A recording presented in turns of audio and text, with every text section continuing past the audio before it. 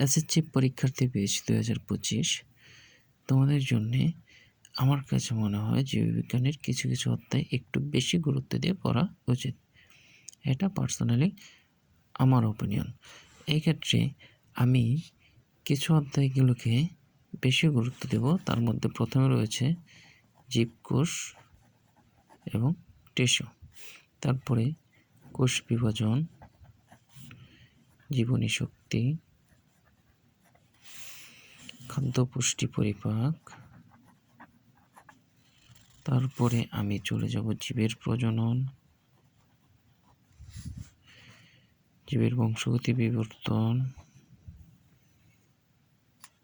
জীব প্রযুক্তি। আর জীবের পরিবেশটা ইম্পর্টেন্ট আছে, তবে আমি বলছি না যে এই অধ্যায়গুলো থেকেই কোশ্চেন থাকবে। আমি জাস্ট আমার মতামতটা প্রকাশ করছি। এই অধ্যায়গুলো আমার কাছে গুরুত্বপূর্ণ বলে মনে হয়। তোমরা এই অধ্যায়গুলো বেশি গুরুত্ব দিয়ে পড়বা। অবশ্যই সকল অধ্যায়